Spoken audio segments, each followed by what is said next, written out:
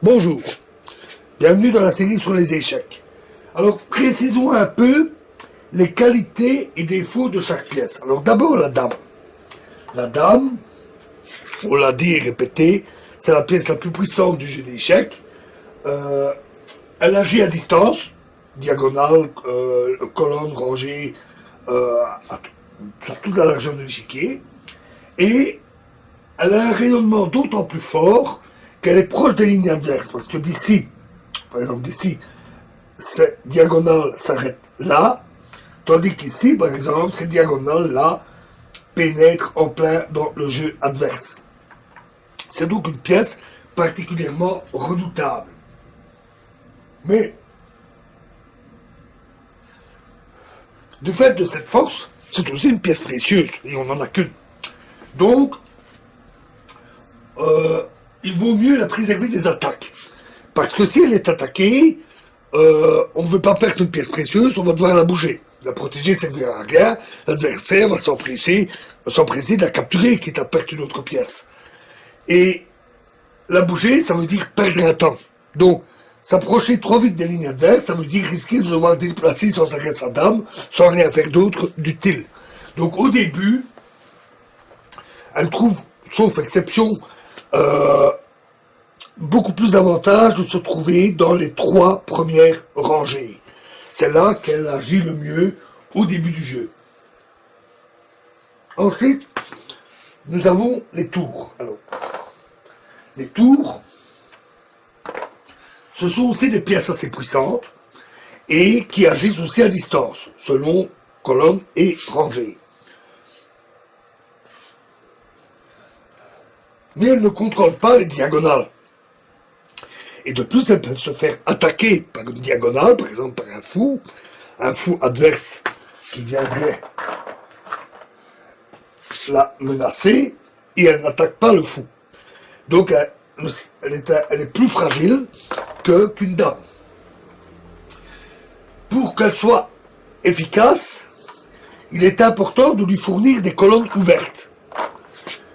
C'est-à-dire des colonnes sans pion.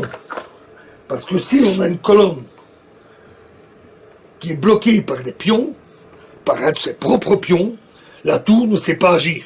Sa force est considérablement diminuée. Si au contraire, la tour agit sur une colonne ouverte, ça, là, elle agit, elle pénètre, son rayon d'action pénètre dans le jeu adverse.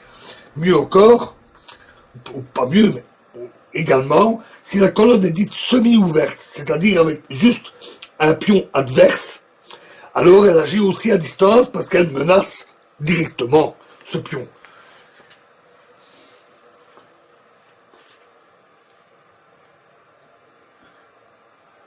Notons que lorsque 2 tours sont doublés,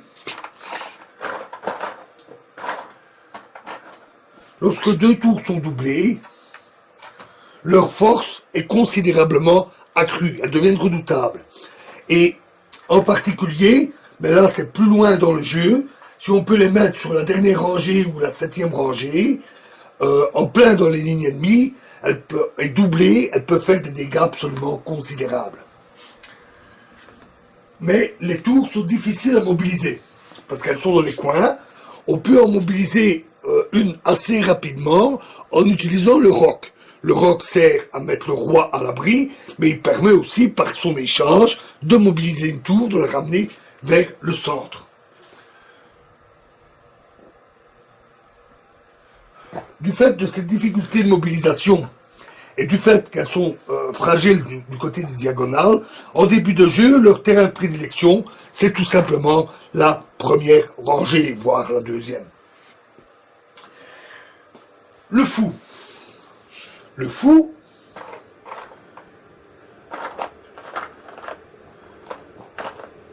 à condition de retrouver une pièce, voilà. Le fou agit également à distance. Mais lui, il agit par les diagonales. Donc ce qu'il a besoin, c'est de diagonales ouvertes, sans pion devant, ou tout au plus avec un pion adverse, pour les mêmes raisons que la tour. Et le fianchetto, nous avions vu, est particulièrement puissant parce qu'il balaye alors tout la grande diagonale de l'échiquier. Du moins s'il n'est pas bloqué par ses propres pions. Son défaut, c'est de ne contrôler que les cases d'une seule couleur. Si c'est un fou sur case blanche, il ne peut agir que sur des cases blanches. C'est pourquoi on préfère généralement disposer de la paire de fous, c'est-à-dire du fou sur case blanche et du fou sur case noire. À eux deux, ils peuvent ainsi contrôler toutes les cases de l'échiquier. On les préfère souvent à, par exemple, fou plus cavalier. Évidemment, ça dépend des ouvertures, ça dépend des positions, mais en général, on joue plus facilement avec deux fous.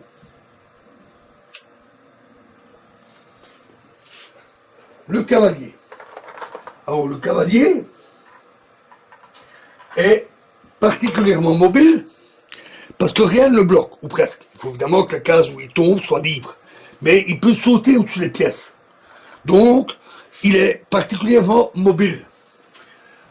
Mais il a un gros défaut, c'est qu'il n'agit qu'à courte distance. Son mouvement en forme de L fait qu'il ne peut pas agir à travers tout l'échiquier. Il lui faut du temps pour se déplacer et pour attaquer, par exemple, une position. Donc, sa position au début, surtout au début, mais même vers la fin d'ailleurs, hein, c'est surtout de ne pas être à la bande, nous l'avons vu, le cavalier à la bande, ou dans un coin, c'est encore pire, mais plutôt d'être proche du centre. Ces positions de prédilection sont les positions où tout est bloqué par des pions comme ça, avec des pions un peu partout qui bloquent tout. Pas de colonne ouverte franche ou à peine, pas de diagonale franche ouverte pour les fous. À ce moment-là, le cavalier se débrouille très bien. Parce que lui, il peut passer au-dessus, il peut sauter au-dessus des pièces.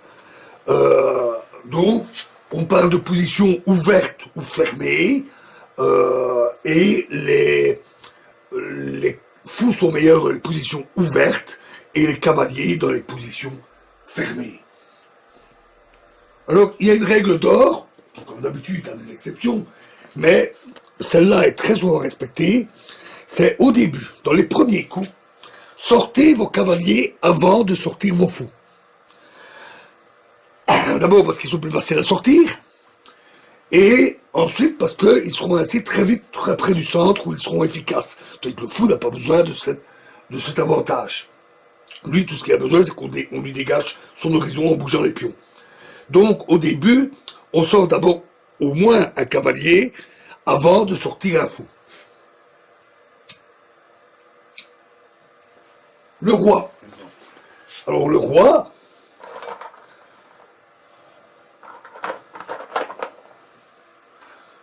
c'est évidemment la pièce la plus précieuse du jeu, puisque c'est l'objectif de la partie.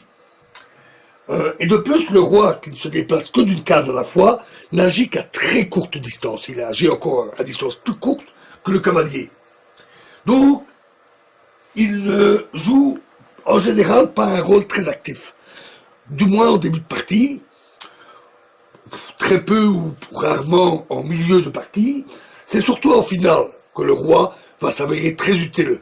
Quand il n'y a plus beaucoup de pièces, il reste des pions, le roi, et le roi peut aider ses pions à avancer, capturer, etc.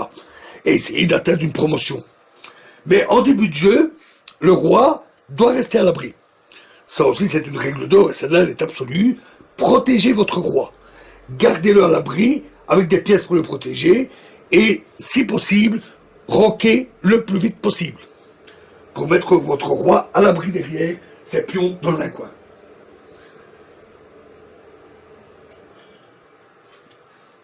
Ensuite, le pion. Alors, le pion, on l'a vu, il est très peu mobile. Et de plus, il a tendance à se bloquer avec d'autres pions venant d'en face. Et de ce fait, au bout de quelques coups, ils ont une position plutôt statique. Sauf évidemment s'il y a des captures, d'autres mouvements de pions, etc. Ça finit toujours par bouger. Mais la structure des pions, la position des pions, a tendance à être plutôt pérenne. Ils vont donc définir la structure du jeu. J'ai parlé de positions très ouvertes ou de positions plutôt fermées, bloquées par les pions. C'est eux qui vont définir les colonnes qui sont ouvertes ou semi-ouvertes, les diagonales ouvertes ou semi-ouvertes. Donc ils définissent vraiment la structure du jeu. Ils contrôlent des cases, puisqu'ils ils font les captures en diagonale d'autres pièces, et ils peuvent servir de soutien, en général, à des cavaliers.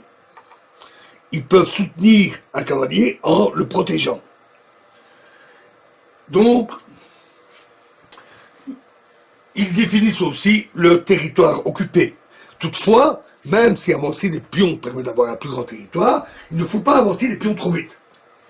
J'en avais déjà parlé. Ce sont des proies faciles, puisque le pion n'est pas du tout une pièce très forte. Il agit à très courte distance. Il n'a que 2 cases de prise. Il peut prendre que là ou là. Donc il est assez fragile. Et trop l'avancer va l'exploser. Et on ne saura pas le soutenir. De plus, il ne peut pas faire demi-tour. Et enfin, si on bouge tout le temps des pions, cela se fait au détriment des autres pièces, qu'on devrait bouger aussi. Fous, cavaliers, qui doivent se développer, qui doivent entrer en jeu, et il ne faut pas les laisser sur place en disant « Oh, je vais m'amuser à bouger les pions ».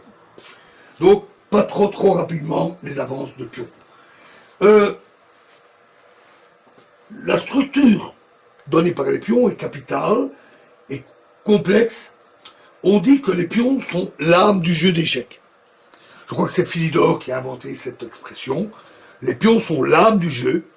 Avant lui, on avait parfois un peu tendance à les négliger. Lui a montré que les pions étaient des pièces absolument capitales dans le jeu. Et bien jouer les pions, donc bien les positionner, les avancer au moment opportun, etc., c'est tout un art. C'est tout un art qui s'apprend en particulier avec la théorie des ouvertures. Alors, quelles sont les priorités du jeu? Eh bien, on en a déjà parlé. Il faut mobiliser rapidement, surtout cavalier et fou. Dans cet ordre-là, de préférence, on l'a dit. Il faut préparer le roc, en dégageant les cases. Souvent le petit roc, parfois le grand roc. Il faut, si possible, essayer de contrôler le centre. Ça, c'est vraiment les objectifs initiaux. La mobilisation des pièces lourdes, c'est-à-dire tours et dames, et surtout les tours, nécessite une préparation. Il faut avoir une colonne ouverte ou semi-ouverte. Donc il faut déjà avoir bougé des pions, fait des captures de pions pour avoir un passage. Et cela prend du temps. Donc les pièces lourdes se mobilisent plus lentement. N'oublions pas les règles générales. Gagner du terrain, gagner du temps, ne pas jouer des coups inutiles. Il est primordial aussi de savoir qu'une pièce seule, aussi puissante soit-elle comme la dame, ne peut rien faire. La dame toute seule ne peut pas attaquer les pièces adverses toute seule. Il faut de la coopération entre les pièces. Ça veut dire quoi? Ça veut dire que si on veut attaquer un objectif, on va de préférence le viser avec 2 pièces. Nous l'avons vu dans les miniatures, où on avait par exemple le fou et la dame qui visaient le pion à côté du roi. Les 2 pièces attaquent, ce qui en fait une attaque beaucoup plus efficace. De même, il est préférable d'avoir des pièces qui se protègent mutuellement. Une tour protégée par un cavalier, la tour elle-même protégée par un fou, le fou protégé par la tour. Il ne faut pas que ça soit extrême non plus. Il ne faut pas non plus qu'en permanence, toutes les pièces se protègent les unes les autres. Mais il faut toujours prendre garde à ne pas laisser des pièces sans défense, parce qu'elles peuvent alors servir de cible à l'adversaire. Donc, coopération des pièces qui doivent se protéger les unes les autres et attaquer ensemble. Le jeu d'échecs est un jeu de coopération des pièces. Parlons un peu de la valeur des pièces. On a donc pion, cavalier, tour et dame.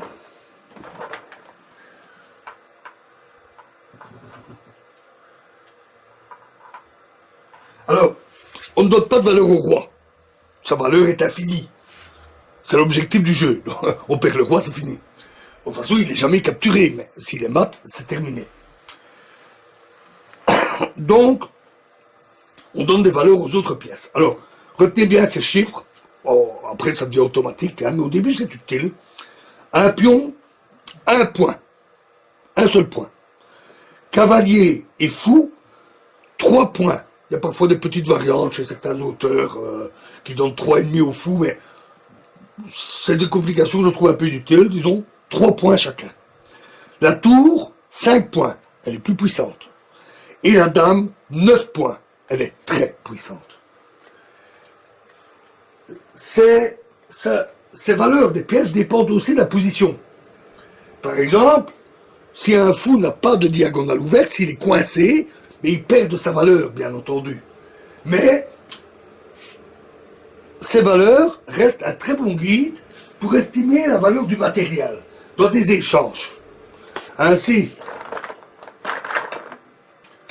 si je capture un cavalier, je gagne 3 points.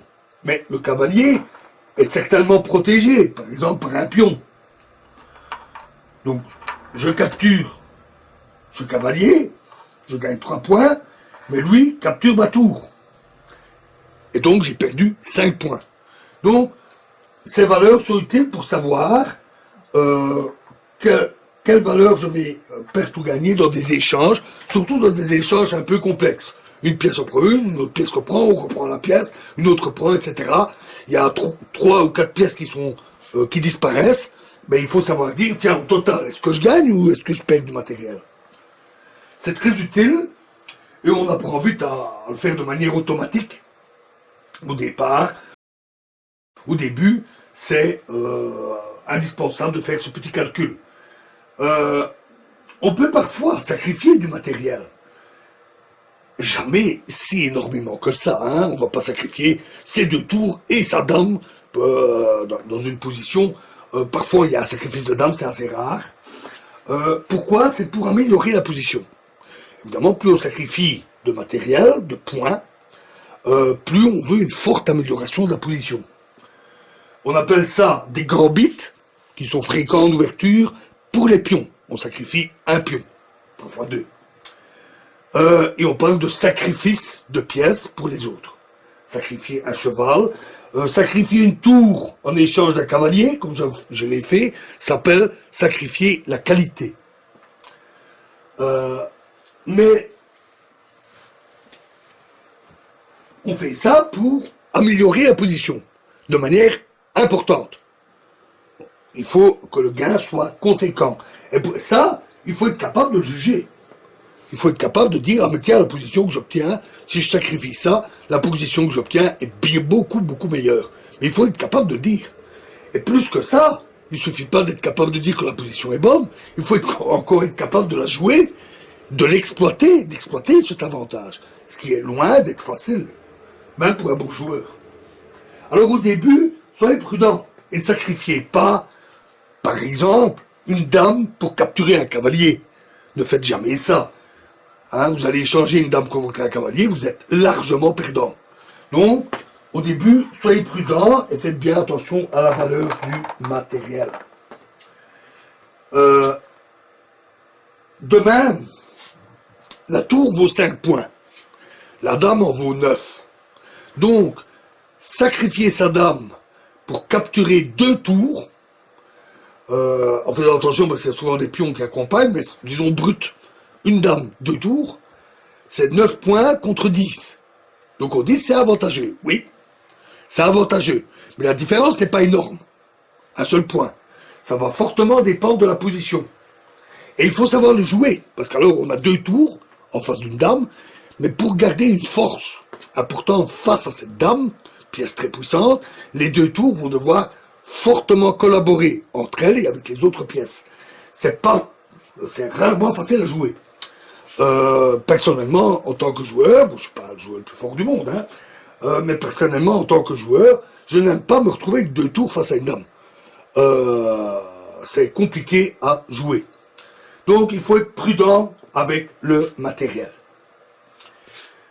Voilà pour ces conseils généraux, on en sait maintenant assez sur les généralités, et on va passer, non pas aux ouvertures, mais dans la prochaine vidéo, au final élémentaire. Alors ici, il ne s'agit pas des maths élémentaires comme nous avons vu, il s'agit réellement des finales. Par exemple, roi et tour contre roi, on l'avait vu pour le mat, mais ici, on a le roi et le tour, les rois qui sont n'importe où sur l'échiquier, et comment est-ce qu'on arrive à la position du mat? Comment est-ce qu'on va utiliser le roi et la tour pour amener, coincer le roi et lui faire mat? Ça, c'est ce qu'on appelle les finales élémentaires. C'est important. Alain Villeneuve, un grand joueur, disait que on apprend plus avec une finale qu'avec les ouvertures. Alors, rien à faire, hein. Pour jouer une partie, il faut passer par les ouvertures. Il faut forcément débuter, il faut mieux connaître les ouvertures, la théorie des ouvertures est indispensable. Mais les finales sont particulièrement instructives. Étant donné le nombre beaucoup plus restreint de mouvements, puisqu'il y a presque plus de pièces, on sait beaucoup mieux analyser en profondeur les coups possibles. Et donc, c'est beaucoup plus rigoureux. Les finales sont nettement plus rigoureuses. Elles permettent d'apprendre à jouer de manière précise, presque comme une horloge, tic-tac, tic-tac, et de bien comprendre la dynamique du jeu d'échecs. Donc, c'est vrai que les finales sont extrêmement instructives. Donc, nous commencerons par ces finales élémentaires, dont vous aurez de toute façon besoin à un moment ou à un autre, pour gagner. Et les ouvertures, ça sera juste pour après. Donc ça sera dans la prochaine vidéo. Je vous remercie.